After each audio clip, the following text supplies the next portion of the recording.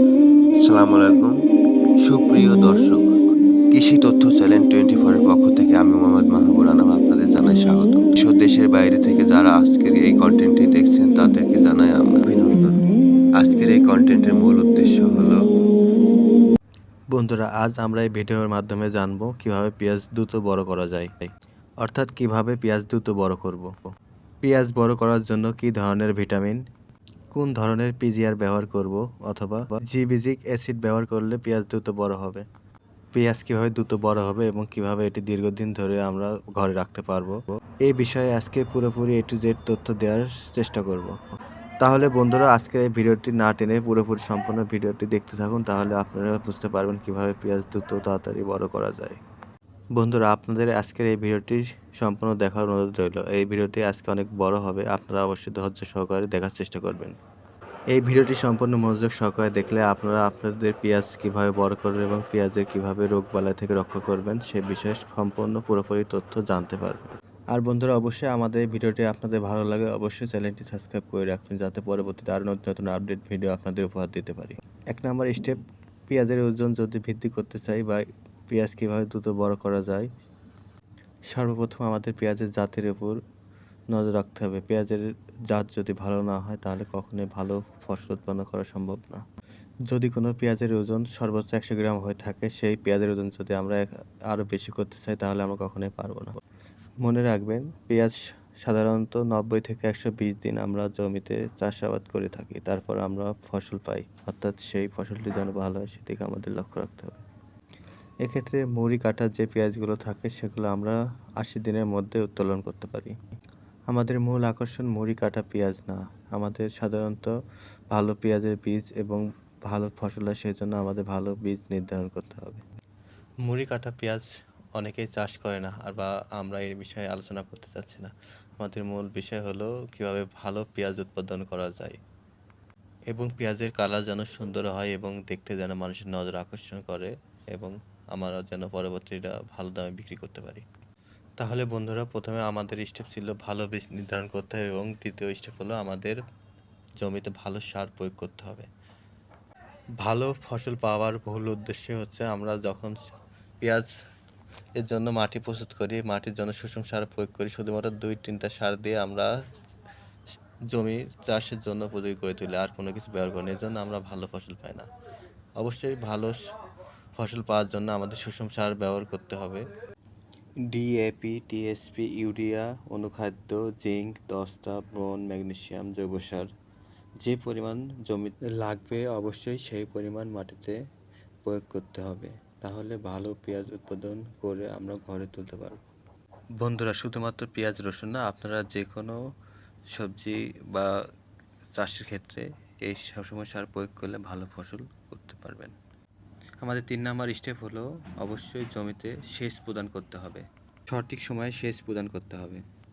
বন্ধুরা, পেঁয়াজের আরেকটি বড় সমস্যা হচ্ছে পেঁয়াজের পার্পল ব্লচ সমস্যা অথবা আগা মরা। বন্ধুরা, আমরা অনেকেই জমিতে দেখি পেঁয়াজের আগা মরে যায়, অর্থাৎ পেঁয়াজের আগা মরে পেঁয়াজের গাছ নষ্ট হয়ে যায়। যদি ভালো না হয় তাহলে অবশ্যই ফসল আমাদের ভালো আশা করা সম্ভব নয়, সেজন্য আমাদের অবশ্যই এটার দিকে নজর রাখতে হবে। পেঁয়াজ গাছের যখন পার্পল ব্লচ বা আগামরা রোগ হয় তখন পেঁয়াজের আগা থেকে গাছটি শুকিয়ে যেতে শুরু করে, তখন ভাবি যে আমরা পেঁয়াজ সম্পূর্ণ হয়ে গেছে, কিন্তু এটা ঠিক না। অবশ্যই আমাদের এদিকে লক্ষ্য রাখতে হবে এবং পেঁয়াজের পার্পল ব্লচ বা আগামরা রোগ থেকে অবশ্যই আমাদের পেঁয়াজকে রক্ষা করতে হবে, সেই জন্য আমাদের সঠিক পদক্ষেপ নিতে হবে। বাজারে এই পার্পল ব্লচ বা আগামরা রোগটিকে দমন করার জন্য বিভিন্ন ধরনের ফাঙ্গিসাইড পাওয়া যায়। এটা সাধারণত পেঁয়াজ গাছের জন্য ছত্রাকজনিত সমস্যা।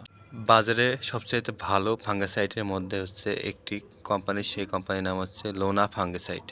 এর পরিবর্তে আপনারা ব্যবহার করতে পারেন অটো কোম্পানির রোবরাল। এছাড়াও রয়েছে পেমি স্টিপ ফাঙ্গিসাইড। এটা পেঁয়াজের গাছের এই আগামরা বা পার্পল রোগের জন্য অনেক ভালো একটি প্রতিকার। অবশ্যই বন্ধুরা, যখন পেঁয়াজের গাছের আগামরা বা পার্পল রোগ দেখা দেবে তখন অবশ্যই প্রথম দিক থেকে আপনারা এই রোগটি সমাধান করার চেষ্টা করবেন। যদি গাছের অতিরিক্ত বেশি হয়ে যায় পার্পল এই রোগটি, তাহলে পরবর্তীতে কোনো ওষুধ দিয়ে কোনো কাজে আসবে না। অবশ্যই আপনাদের এই দিকটি লক্ষ্য রাখতে হবে। এরপর আমরা পেঁয়াজে ব্যবহার করব পিজিআর বা ভিটামিন। পেঁয়াজ ভালো উৎপাদনের জন্য বা বেশি উৎপাদনের জন্য আমাদের এটি সঠিক সময়ে আমাদের জমিতে প্রয়োগ করতে হবে। বন্ধুরা, অবশ্যই জমিতে আপনাদের মুড়ি কাটা পেঁয়াজ হোক বা চারা থেকে পেঁয়াজ হোক বা বীজ থেকে পেঁয়াজ হোক, সেক্ষেত্রে আমাদের অবশ্যই ভিটামিন প্রয়োগ করতে হবে। এরপর জমিতে আমরা পিজিআর ব্যবহার করব অথবা হরমোন প্রয়োগ করব। এই ক্ষেত্রে আমরা জমিতে 3 বার স্প্রে করব। পেঁয়াজ গাছের বয়স যখন 30 থেকে 35 দিন হবে তখন প্রথম স্প্রে করবেন। এরপর 20 দিন পর আরেকটি স্প্রে করব, তারপরে আরও 20 দিন পর আরেকটি স্প্রে করব। এভাবে তৃতীয় ধাপ আমরা স্টেপ শেষ করব। আমি যদি আপনাদের সাজেস্ট করতে চাই, সিনজেন্টা কোম্পানির পোটোজিন আছে প্রতি লিটারে 2 মিলি, অটো কোম্পানির মিরাকুলার আছে, এসিআই কোম্পানির ফ্লোরা আছে। আপনারা চাইলে আরও বিভিন্ন ধরনের কোম্পানি পেয়ে যাবেন। এরপর বন্ধুরা, আমরা এই পিজিআরের পাশাপাশি একবার জিবেটিক অ্যাসিড ব্যবহার করতে পারব। জিবেটিক অ্যাসিড হলো GA3।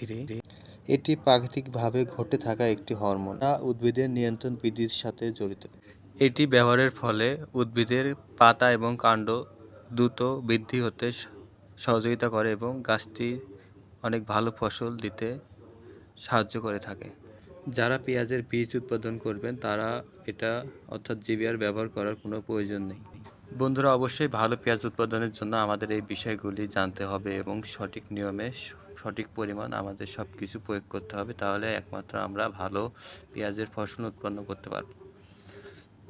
আপনারা যারা আমাদের আজকের এই চ্যানেলটি সম্পূর্ণ ভিডিও মনোযোগ সহকারে দেখছেন, আমাদের এতক্ষণ পর আমাদের চ্যানেলের সাথে রয়েছেন, তাদেরকে জানাই আন্তরিক শুভেচ্ছা। আমাদের এই চ্যানেলটি একদমই নতুন। আপনারা যারা এই ভিডিওটি দেখছেন অবশ্যই আমাদের চ্যানেলটি সাবস্ক্রাইব করে আমাদের পাশে থাকবেন। ধন্যবাদ। কৃষি তথ্য চ্যানেল 24 এর পক্ষ থেকে আপনাদের জানাই আন্তরিক শুভেচ্ছা।